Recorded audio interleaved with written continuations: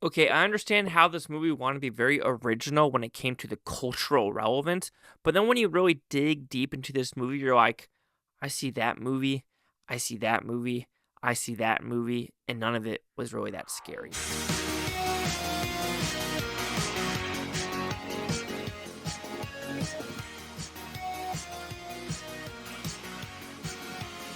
Chase Lee Hockey here with the Blue Futon reviewing Rosario. What's about pretty simple premise? You have a girl named Rose, or Rosario, when she wants to have her Mexican heritage, but an American heritage, her name is Rose. Anyway, she's a very successful stockbroker, and now she realizes, you know what? She gets a call.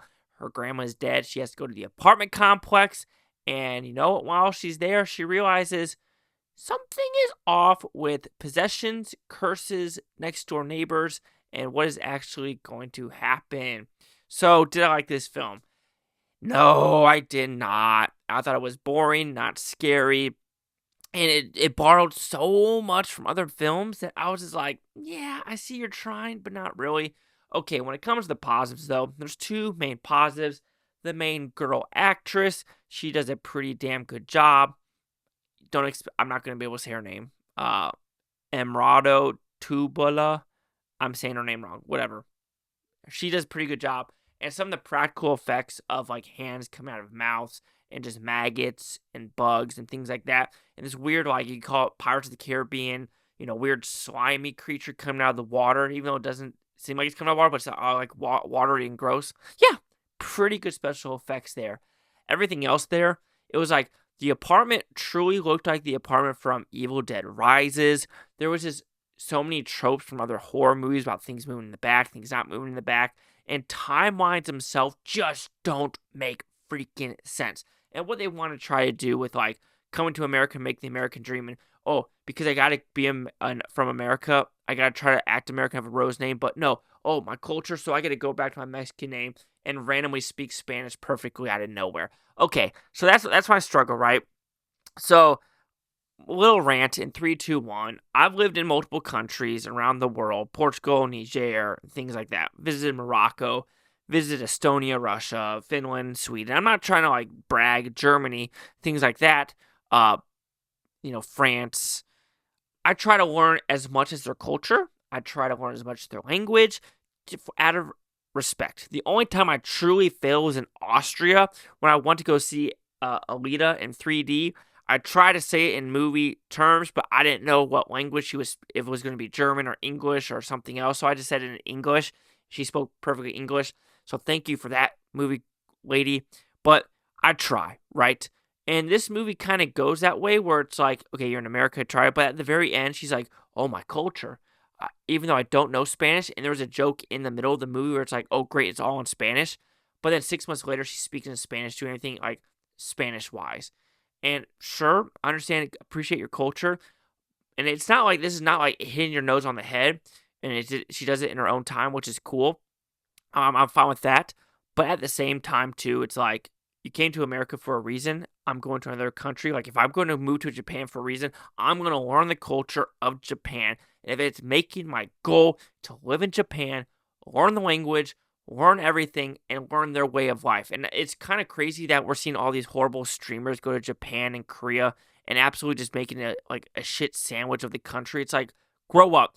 And I love it how there's like a propaganda one from China where the guy like goes there, he's like, oh my God, Shanghai. It's like, yeah, you couldn't do what some of these streamers are doing in Korea, South Korea, and Japan. It's just straight disrespectful. And so that's what I'm saying here about simulation and things like that, where like Palestinians going to Ireland. Ireland's like, we need to preserve our culture, but they're not preserving your, Christian culture of Christmas and things like that. Anyway, this movie doesn't do it, but it really bugged me where it did poke you a little bit on some things like that, where it's like, because one of the messages of this movie is like coming across the border and how it's a struggle. You could do things legally.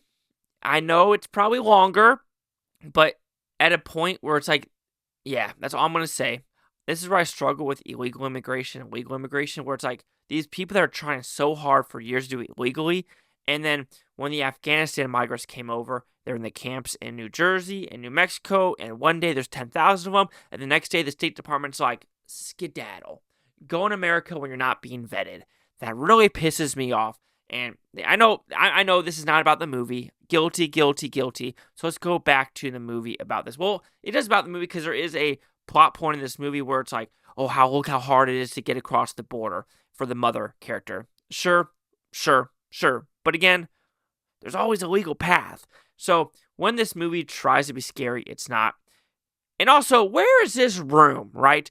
We are in an apartment in New York in a shitty-ass building. I mean, this building is run the fuck down, right? Run the fuck down.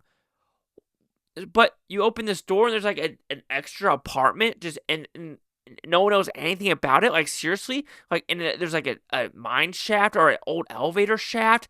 So you're telling me I need to see these New York like code regulations because they're fucking trash. I mean, horrific.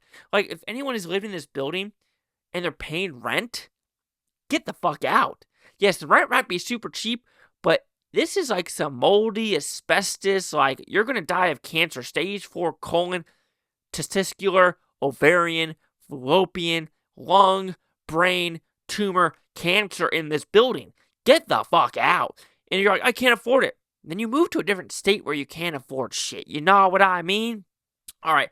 But this movie really doesn't do anything good, in my opinion. The scares aren't there. The story, it just turned kind of tropey and like eye-rolling when it came to what it was trying to do.